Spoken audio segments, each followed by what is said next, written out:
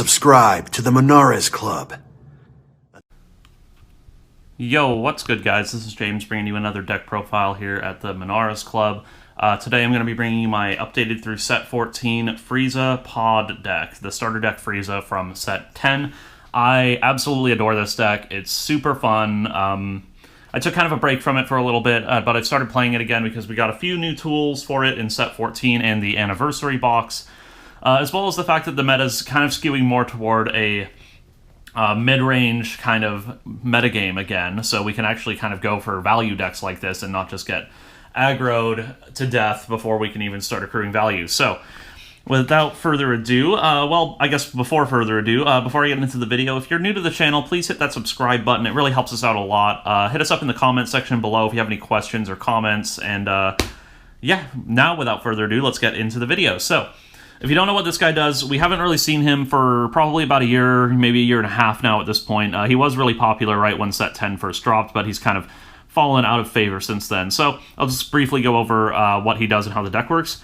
So he has a permanent. You can't include Saiyan cards in your deck, which is hilarious. I love that he can't include Saiyans in his decks because he's just so... He hates the monkeys so much that he won't even look at them, let alone work with them. So it's an interesting restriction, and it does restrict quite a few cards that you would play in this deck if you could, but, you know, I like having that kind of interesting restriction on a leader when I'm building, so it's interesting, although it's definitely not an upside for him in any capacity. He has an auto. You choose one Frieza's army card in your battle card and place it in its owner's drop area. When you attack a leader card specifically, when you attack a leader card with him, you can KO a Frieza's army you have in play, you take a life, and then your opponent discards one card. So it gives you a little bit of hand control. They do end up getting the life back, so it kind of just replaces the card they had in their hand, but they don't get to see what life they're taking first, so it gives you a little bit of hand control. You get to do damage to them without them getting to go up on cards, which is nice, and it self-awakens, which is cool. It awakens when you're at 4 or less. You untap 1, draw 1. Then on the back, we become Last Resort Frieza. He has an auto on attack, draw 1, fairly standard. Activate main once per turn. Now this is the really nasty part with this leader. You can choose a Frieza's army card in your battle area, place it in its owner's drop area. You choose one card in your opponent's hand, discard it, and then choose up to one of your green Unisons against critical for the turn. So not only are you giving your Unison critical, you're also discarding a random card from your opponent's hand. They don't get to choose. You don't get to look and choose. You just get to take a random card from their hand, which is way more powerful than your opponent choosing, because you can often snipe super combos, secret rares, negates, all of the stuff your opponent wants to be banking on keeping. You get to steal with this. Really awesome, and the critical on the Unison is just the icing on the cake. Alright, let's get into the deck. So we are a Frieza's Army Healing Pod strategy, so let's just start out with 4 of those. Whenever you play a green battle card from the drop area, you get to draw a card once per turn. And it has another ability where you can play a 4 cost or less from your drop area by sacking the pod. That really doesn't come up in games we're going to be winning, but just the card advantage this card can generate is super awesome. You really want to see this on turn 1, turn 2, and then just start accruing value throughout the whole game because we have a whole engine built around it. Alright, so then to help facilitate this guy, we've got 4 of the Dodoria from the Frieza starter deck. Dodoria, Frieza's devoted servant. This guy is fantastic. It's phenomenal.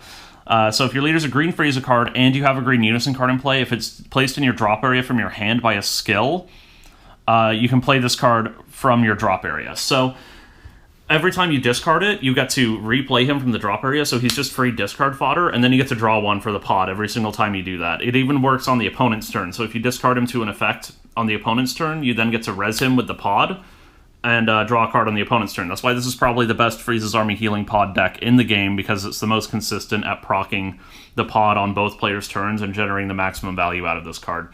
You can also activate main if your leader's green Frieza and you have a green Unison in play. Pay a green, add him from the drop area to the hand. It's just free real estate. You get to keep using him over and over again, and you're going to just start amassing cards extremely quickly. Super great.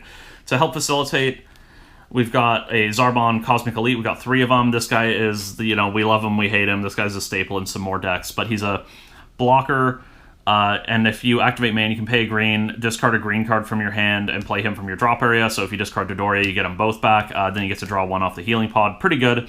Plus, if your opponent has 5 or more cards in hand when he is KO'd, you get to choose one card in their hand, and they choose one card in their hand rather, and discard it. So if you proc this with your leader, as long as they have 6 or more cards in their hand, when you do that, you get to take 2 cards out of their hand. Really nice, and it just keeps hand control while you're blocking.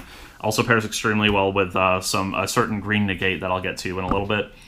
And the rest of the Frieza's Army baby cards here is we just have 4 Zarbon Frieza's right-hand man. This is also from the starter deck. He just comes into play, digs 5 for a Frieza's Army, or with cost 4 or less. Unfortunately, it's 4 or less, so it doesn't grab Charismatic Villain, or a Unison with specified cost 2. We don't play any of those, so that doesn't matter. It also has a really nice activate battle. You can pay a green, warp it from your drop, and give your Frieza leader plus 10k. So it's just like some surprise combo power from the drop area. It doesn't come up that often, but hey, I'm not complaining. It's just extra bonus ability in the graveyard. That's our core engine. Super. It's a lot of cards, but like once it gets going, you're just chugging away to Value Town. All right, let's go through the interactive pieces of the deck. We got 4 Charismatic Villain. It's Charismatic Villain. We've got 4 Dormant Potential Unleashed. It's Dormant Potential Unleashed. We want to stall the game as long as possible to accrue as much value on our healing pods as we can get. And then after that, we have 4 Boo Unadulterated Malice. And that's not all for negates, buddy. We got more. We got 4 Ginyu Cosmic Elite, and then 3 Homicidal Clones bringing up the rear. This is a lot of interaction, but bear with me. The deck is really fragile in the early setup stages of the game. You want us to be tapping your energy to set up your Unisons and your Frieza's Army Healing Pod, which makes you vulnerable in the early and the late stages of the game before you can establish a really hard lock on the game. So you really need a lot of negates to help you stabilize, and then also to help you keep the game continuing on while you slowly rip your opponent's hand apart and slowly draw more and more cards off of your healing pod. That's just the name of the game, is game extension, and these all help facilitate that. Ginyu is even better at that because he's a 3 cost, but he costs only 1 if you have a Unison in play. And then when you play him, you choose one of your Frieza's Army cards from your drop area with 9k power or less, add it to your hand, and then if you did, you discard a card. So this is a really neat trick. This is one of the ways you can help proc Healing Pod on the opponent's turn, is you can negate, and then if there is a Dodoria in your drop area, you negate, or if you have one in your hand, you pick one up from the drop, and then discard it to the same effect, then he comes into play and you draw a card. So you get to negate an attack, get a 10k body on board, a 4k body on board, and draw a card. Insane value. This card's great. Boo is just fantastic. Homicidal Clones helps you stave off early aggro, and Charismatic is charismatic. What more is there to say? Tons of negates. We got a lot of negates in the deck, but again, we just want to get huge hand advantage and slowly tear our opponent apart once the game has kind of gone in our favor. All right, Unisons are super important. We have a lot of them in the deck, almost as many as we have negates, actually. We've got 4 Hirudegarn Giant Force, 3 Bio Broly Giant Force, and then 2 Metacooler Terrifying Horde. I stole the ratio on the 1-drop Unisons from Eggman's build from about a year ago, because I really liked it. They worked perfectly, but I also wanted a little bit of extra grind power in the late game, so I got this Metacooler Terrifying Horde. This is kind of the old school staple with the leader, but it still works wonders. You can discard a card, draw 2, so if it's Dodoria and you have Healing Pod in play, you're drawing 3 and getting Dodoria into play. You have to make a token every turn to help slowly close out the game, whittle away your opponent's life total. It's just fantastic. You want the 1-drop Unisons. You really don't want to play 2-drop Unisons in this deck because you spend a lot of time in the early game playing cards for energy. Like, you really want to get a Healing Pod into play, and you really want to be able to defend your life with negates as well. So paying 2 for a Unison is just it's too much energy. It's too much of a strain on the energy base because all of your effects also need you to have a Unison card in play. So it's too much. But the 1-drops are perfect. Hirudegarn is probably the best 1-drop Unison for this deck, secretly, because he's so survivable. He gets to stay on the board so much better than any other 1-drop except for Demigra.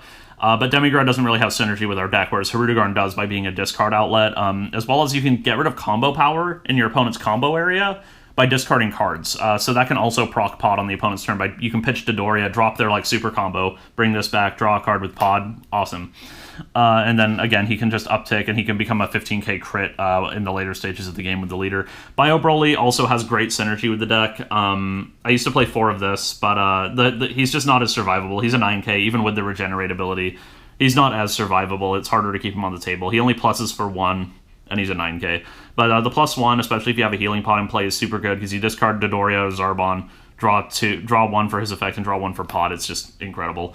Yeah, that's our Unison lineup. It's a lot, but you have to see one of these on the first 2 turns, and if your opponent clears it, like focuses really hard on clearing your Unison, you want to have another one for as backup because like 60% of your deck needs a Unison in play, or maybe even more if your deck needs a Unison in play to work. So we have these, and then a Meta Cooler to help clean up the late game if one of these gets dealt with as well.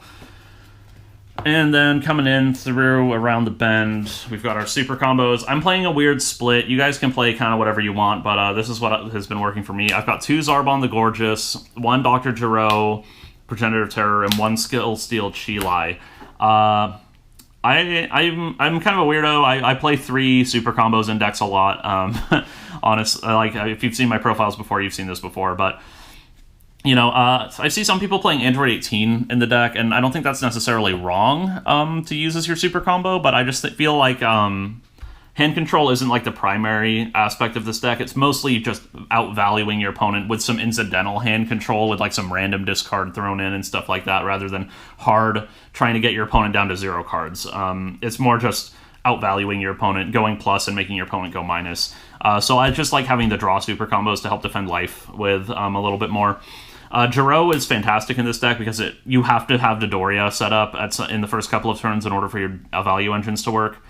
So he can be like your 5th copy of Dodoria if you don't see one fast enough. And he can also, worst case scenario, drop a Zarbon or a Ribrianne, which I might as well just pull out right now. I got 2 Ribrianne. I did say we're not like a super hard hand control deck, but you know, it doesn't hurt. We put a lot of cards in the drop area. It's a nice backup for Gero. You can pitch it for Dormant. You can pitch it for any of your Unisons. It's free real estate if you have the room, and the 2's been working perfectly fine. Skill Steal Chilai is a new one from the Anniversary box. You can grab this. The reason I'm running these 2, by the way, is because they're Frieza's army, so you can grab them off of your Zarbon 1-drop if you see it in the top 5. And we don't have the highest count of hits for that card, so I wanted to make sure I could hit as almost every single time if possible. Skill Steal Chilai is interesting. She's not always the best best super combo, but she does help stall the game a little bit and can really put the pressure on your opponent if it's a deck that really wants to swing with their leader to draw cards. Or you can like rest mode the Boo Agent of Destruction Unison or something too. And then the secret rare, I'm playing Kai because I have Kai. Honestly, if I had it, I would play the Boo secret from Cross Spirits. That's what I would recommend as the Unison, or the secret rare. Just because it's extra stall, honestly. It's really, it just has great synergy with the deck.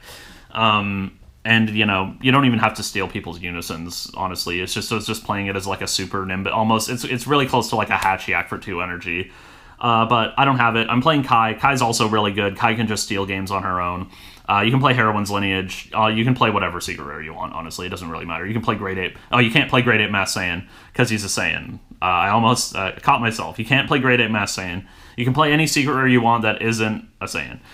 But yeah, that's the deck, guys. Hopefully I didn't ramble too much. I'm really excited whenever I talk about this deck because it's so sweet. It's not the best. Like, I'm not going to tell you you're going to go out and completely decimate your locals with it. But, you know, if your friends all like grinding mid-range decks, you're going to be the best mid-range deck in the room as long as you see what you need to see in the first couple stages of the game and can get your game plan set up. But yeah, thanks for checking out the video, guys. Again, make sure to hit that subscribe button if you're new. Really helps us out. Hit us up in the comments section if you have any questions. I love hearing from you guys, and I'll see you in the next video. Bye. Until next time, on the Monaresclub, go Super Saiyan.